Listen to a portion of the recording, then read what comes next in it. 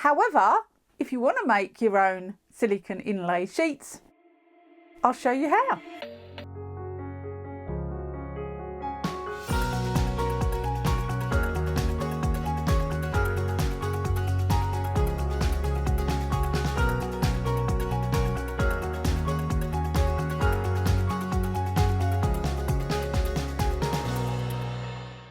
Hiya, welcome back to my channel. It's Wendy here from Toonpish Crafts and I hope you're doing okay.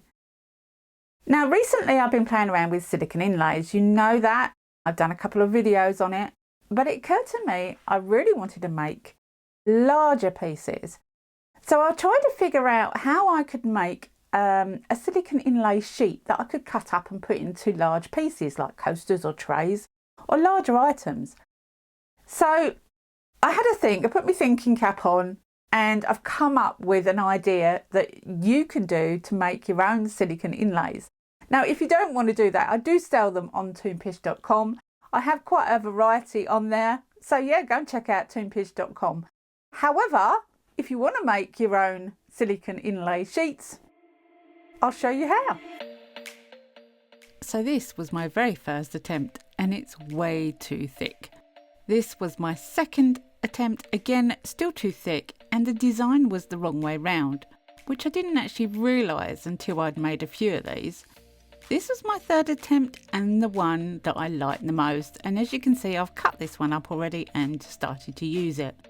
Now since then I've made several and I've worked out how much silicone you need, and the designs that you can get are quite fabulous. So I've made loads, absolutely loads. I've gone a bit silicone mad. Some have the designs facing inwards and some have the designs facing outwards. So let me give you a few examples of how I use these inserts. So to start with, I have this very small coaster mould and I've got a set of 4 of them, and I know they're octagonal. So I've cut a cardboard template to fit the base of this mould, and I'm going to use that template to draw around on the back side of the silicone inlay. This will give me, hopefully, a perfect piece to sit in the bottom of this mould. The silicone inlay is really easy to cut. The best way I've found is to have long scissors that you can make one straight cut with.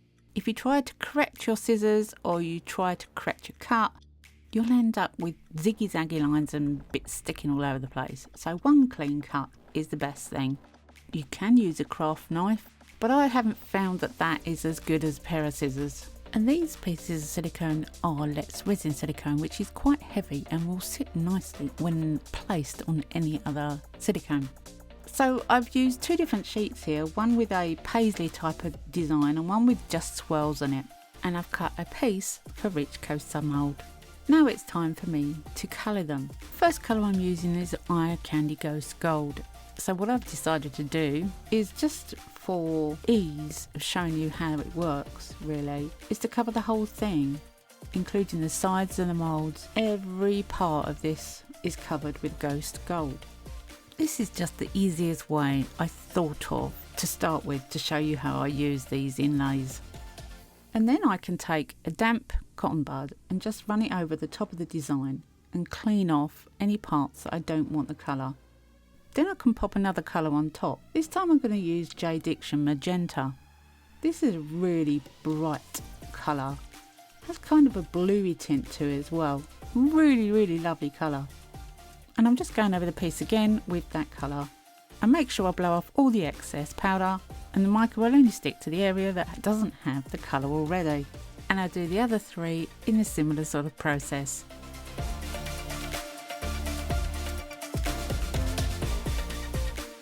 Once they're all done, I'm going to pour the resin, and I'm using Let's Resin Epoxy resin for this. And I do have the code which is on the screen, it's also in the box below. And don't forget you can go to toonpish.com and find all my discount codes there. And I'm literally just filling the coaster moulds up with clear. I want to be able to see through the clear resin and see the pattern of the silicone coming through the resin. So the top will be the top on this one. I do have it on a heat mat. Not only does it help in the cold weather, but it also helps to cure these pieces quicker. And it also helps the resin to release the bubbles. And I give them a good squirt with isopropyl alcohol. and the following day it's time to demould. I'm really happy with the way the sides have come out. I love this mould. And the silicone just slides out. It's so simple. Occasionally you might get a little bit that goes underneath the bottom, but you can cut those off with a knife or sand them down with an emery board. And I absolutely love these. Some I put the gold on first and some I put the magenta on first. And putting the mica powder around the edge of the moulds gives it a 3D look as well. These pieces of silicone can be used over and over in these moulds. I now know they work, they are beautiful, and I can pick up those silicone pieces and put them in these moulds whenever I want. They can be used over and over and over again. If you want to protect them and keep them for the future, you can always use silicone release spray. It does keep them in a nice condition.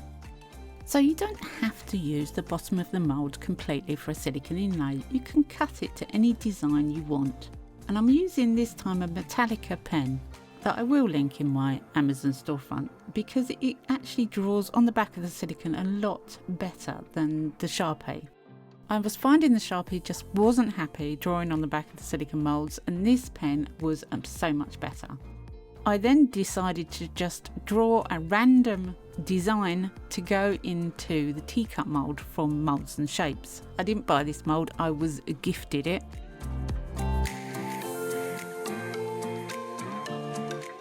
So I've cut 4 different designs for these teacup moulds, and although the mould is flawed, it doesn't really matter for this demonstration of how to use the inserts. I've filled 2 with clear resin, and I'm going to colour the rest of my resin with Vista Black pigment because 2 of these are going to be side up and 2 of these are going to be side down.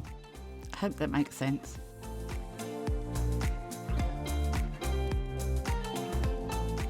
So the following day I'm showing you the 2 clear ones first. These are going to have a backfill. By that I mean when you take the silicone insert out, it leaves a recess, and that recess can be backfilled with more resin. And if you put black behind any chameleon mica powder, which these are, it will bring those colours out beautifully. So I've just filled the recesses with black resin, making sure not to go over the edges, and I used the paintbrush just because it was easier. And then I squirted them with isopropyl alcohol and left them to cure. With the black coaster moulds, the pattern is going to be on the front because the rest of the mould you can't see through. And so that's the opposite way round. And with these you can backfill with clear resin. And with my splash part, as I said, you can cut your silicone inlay sheets in any shape you want. I'm just going to show you one more example of how I use these inlay sheets, and this is with the tray mould. Now this tray mould you would have seen on Claire's channel several times. I've had one gifted to me and I haven't used it before, but I've seen Claire do it, so I'm going to have a go. So I've cut the silicone inlay sheet to the right size using a template as I did with the little tiny coasters, and I've put it onto a tile, and because it's a tile and the silicone will just sit there quite happily, it won't shift, it won't move around, it kind of clings to the tile, and that gives me a perfect surface to do any kind of colouring I want. I put colours on, I take colours off, I change colours everywhere. I use cotton buds or baby wipes or tape, and I just have lots of fun with this. Absolutely so much fun. It feels a little bit like colouring by numbers. Do you remember those books when you was a kid? I absolutely loved colouring in books when I was a child. Absolutely loved them. Just coloured in. Oh, I enjoyed it so much. And this is kind of what it feels like. As I've said before, mica doesn't stay unless it's sitting on the silicone. It won't stay on top of other mica. If you blow it away, you won't see it in the end result. You'll only see it where there's no mica on the silicone. Once I'm happy with the design that I have spent quite some time on, but I've enjoyed every minute of it, then I put it back onto the silicone mould. It is a little tricky to get it in the right place.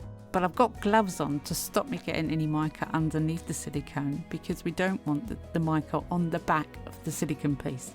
That'll stop the silicone from gripping hold of the tray mould. I decided to colour the rest of the tray in a beautiful forest green colour, and I'll link the video where I tried these colours out. They are stunning colours. And I cover the whole tray mould around the edges with this gorgeous green colour. It's more of a blue than a green, but it's a chameleon colour. And I'm going to backfill it with Vista Black pigment in Let's Resin. I also decided in my wisdom to try out some of Yvonne's glitter in this. It's ultra fine prismatic silver from Yvonne at Resin Supplies Den, which is a small Facebook group here in the UK. I know you won't see the glitter through the mica, but I wanted to see how this particular glitter would react to black resin, and I was absolutely stunned. It was silver in the jar, and look at the colour in that resin. I was using this for another project as well, and I am so happy I put that glitter in.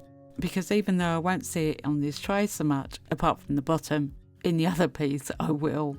And I filled the tray mould up. I did go around the outside edges with a micro brush to get rid of any trapped bubbles in 90-degree angles. And I'm still blown away by this glitter. I will put Resin Supplies Den link in the description box below. Look at it sparkle, and especially when you squirt it with isopropyl alcohol. How gorgeous are those colours? Mind blown.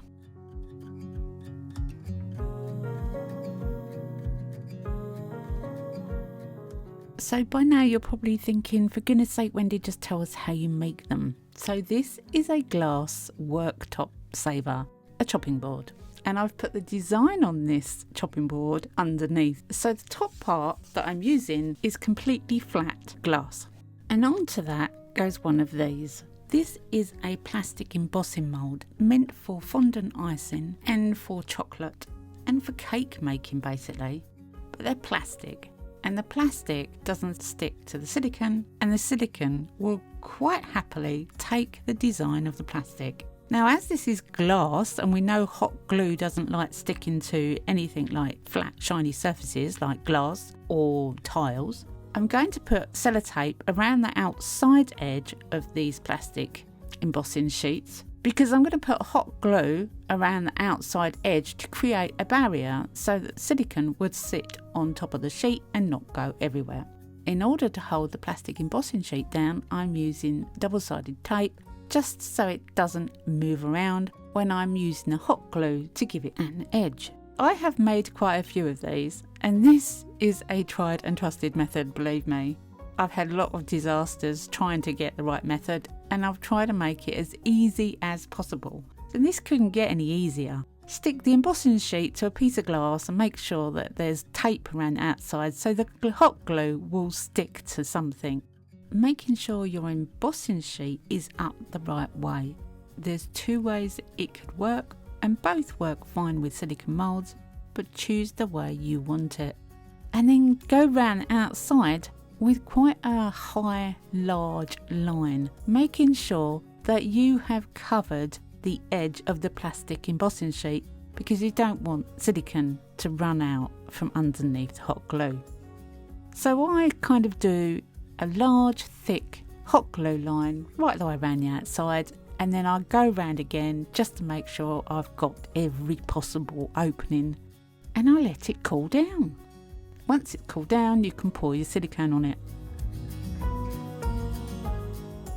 I'm using a little bit of colouring in this Let's Resin silicone so you can see properly while recording where the silicone is.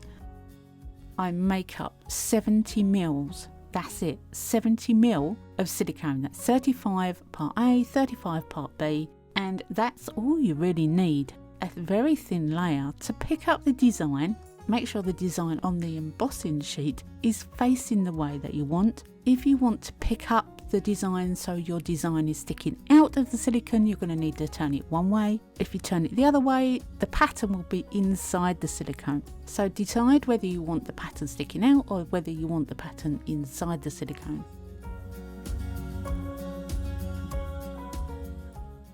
Okay, spot the deliberate mistake. The colour is different, the pattern is different, but I forgot to record the removal of that silicone. So this is a different one. You can demould this silicone after 6 hours, but you can't actually use it for resin for 24 hours. So you can actually make quite a few in one day. And you don't have to take it off the tile to take the silicone out. It's just that I was removing it anyway. I usually take the pieces out and put them on a flat surface and leave them until I'm ready to use them. This Let's Resin silicone doesn't have any bubbles and it picks up every detail.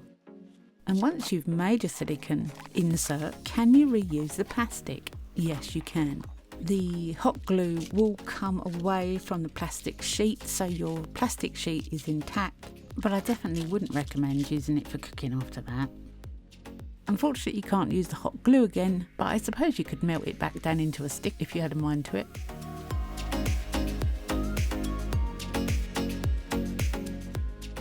Well, I thought I'd leave the tray demould for the last. So the following day, I was still mesmerised by that glitter, and the tray demould was easy as pie. When you pick up the end of the silicone insert, you just pull it back and reveal your inlay, and I love it. I absolutely love this design, and it's green and I still love it, but I thought it would go well with the flower design, to be honest. And it's very, very tactile. You could backfill this with clear if you wanted to, but I think the tactile feel is amazing. I love it. I don't know where you are in the world, but these plastic embossing sheets are quite hard to get in the UK. I've managed to get one set from Amazon and the rest I had from AliExpress, and I could only get one set that was any good from them as well. Perhaps in your country you'll have more luck. But these inserts are amazing. I still have lots of designs I haven't even made yet. If you're interested and don't want to make them yourself, I do sell them on the website, so go check out toonpish.com. There's lots of fun to be had with these. So many applications you could use them for. I hope you've enjoyed this one. I hope you've got something out of it. Anyway, come back and see me next week, because you never know what I'm going to be up to. I never know what I'm going to be up to. Have a great week. Happy crafting, and bye for now.